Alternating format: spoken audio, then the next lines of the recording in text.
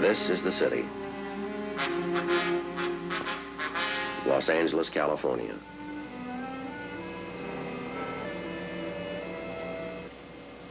He was also purchasing electric locomotives.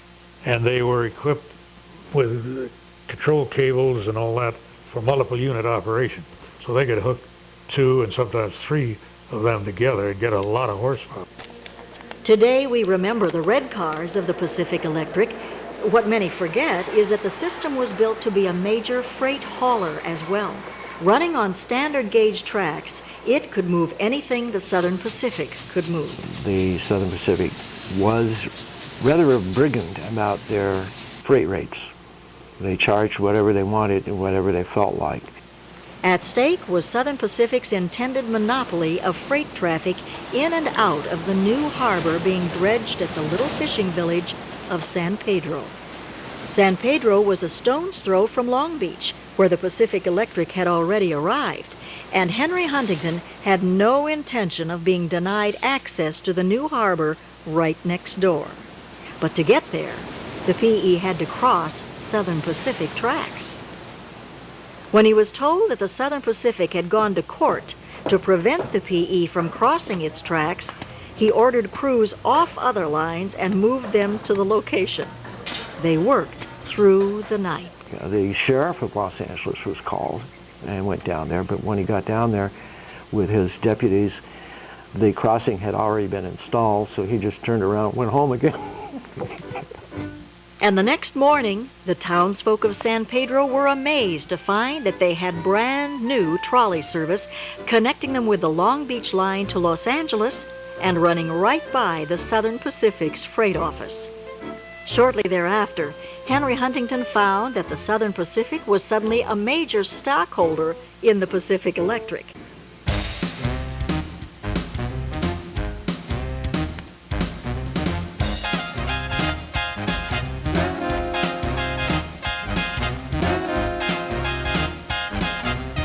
World War II came along, and they put a stop to the scrapping of all equipment. Everything was recycled, and cars were taken out of junkyards and resurrected and ran all through the war, and they were maintained to just keep them running on what we call an RTF, run till failure.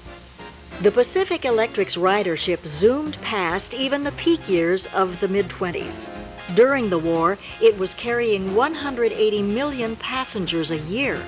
As in the early days of the system, many of these were new arrivals, this time drawn by work in shipyards and factories. When they were short of equipment, Southern Pacific steam locomotives were seen pulling trains with a Pacific Electric locomotive right behind it. Besides moving record numbers of people, the PE hauled millions of tons of freight. Its 4-track southern corridor to the harbor saw trains passing every few seconds. Any and all forms of traction power were pressed into service by the system in order to accommodate demands. Highest traffic densities in the history of the PE, making money hand over fist, very profitable. And nobody thought that when the war ended, this might stop.